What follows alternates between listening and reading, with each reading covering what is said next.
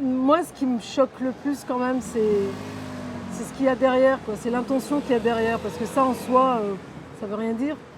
Voilà, qu'on puisse étudier des choses pour qu'elles génèrent un certain inconfort, ça me dépasse qu'on puisse mettre de l'énergie, de l'argent, du temps là-dedans, vraiment. Je voyais ces choses de loin, mais j'ai très franchement jamais porté mon attention dessus. Je savais, je dois l'avouer, même pas que ça existait. Bah, moi, pour être honnête, c'est pareil, j'en avais pas conscience en fait. Et j'avoue que participer au projet, c'est pas tant avoir quelque chose à dire là-dessus, mais c'est vraiment moi, en fait, ce que ça fait chez moi, ce que ça éveille en moi comme conscience.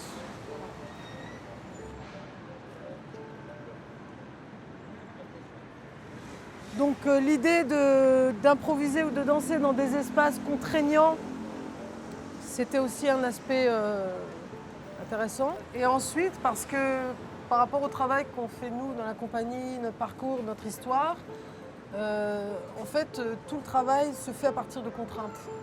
C'est-à-dire comment on arrive à être libre à l'intérieur des contraintes. Enfin, pour moi, ça reste un intérêt,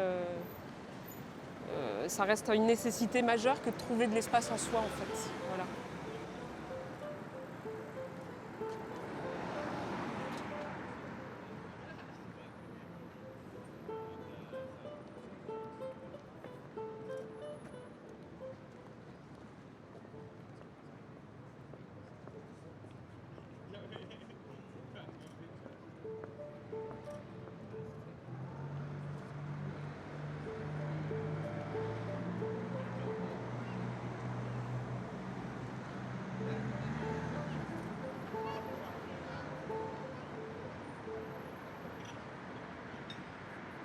L'énergie ne peut pas circuler de manière fluide.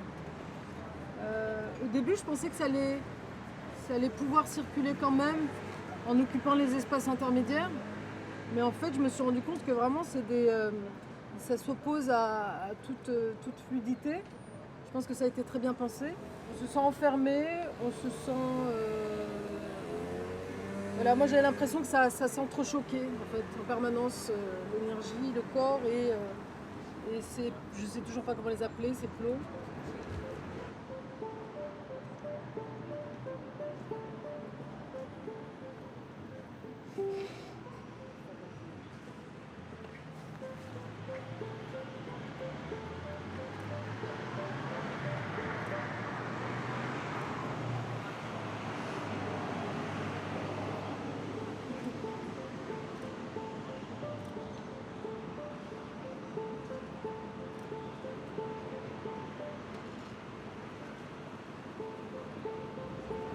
Toi, tu as plutôt décidé d'épouser la forme. Ouais, mais même en essayant d'épouser, en fait, il n'y a pas d'espace, en fait. Il n'y a pas d'espace.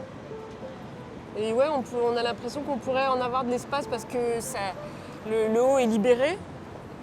Mais en réalité, non. C'est vraiment, je ne sais pas qui pense ça derrière, mais ils mettent du temps, de l'énergie.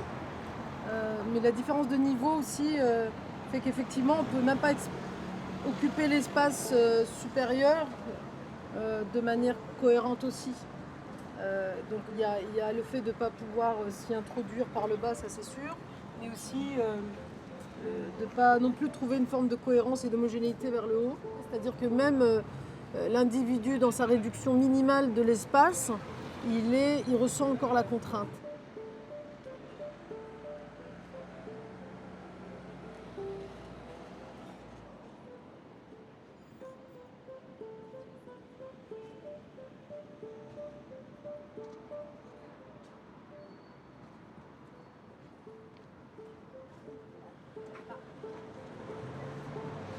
Moi, je trouve que la façon dont ça impacte sur nous, c'est que ça donne le même sentiment de rigidité, de droiture, et que en fait, tu t'identifies assez facilement. Oui, parce qu'en fait, tous ces matériaux génèrent chez l'individu des sensations ou des postures, des comportements qui sont en lien avec la matière, avec leur volume, avec... s'il y avait un petit espace de verdure ici, ça ne générerait pas du tout évidemment les mêmes sensations. Donc c'est agressif, mais ça provoque aussi de l'agressivité en face.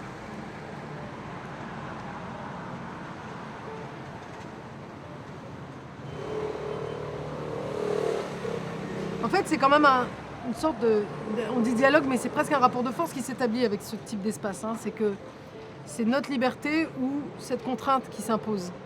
Et donc le dialogue entre eux et nous, c'est vraiment de comment on va malgré tout y insuffler et injecter la liberté.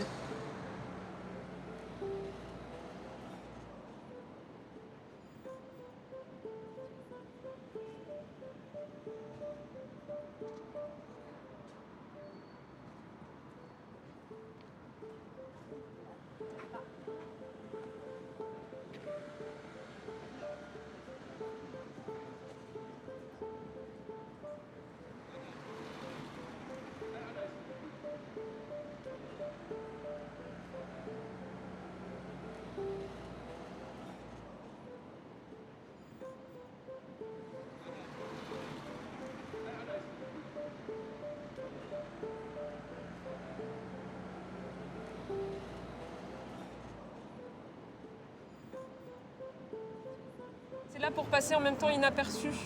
Et du coup, c'est plus insidieux, c'est une violence autre en fait. Mais cette chose effectivement insidieuse, sournoise, de ne pas montrer qu'on empêche certaines choses qui en même temps, pourquoi est-ce qu'on les empêcherait? On ne va pas forcément les autoriser, mais pourquoi est-ce qu'on les empêcherait? Parce que les gens qui se mettent là n'ont pas vraiment d'autre choix. Je trouve, enfin c'est un acte politique très violent qu'on dissimule en fait.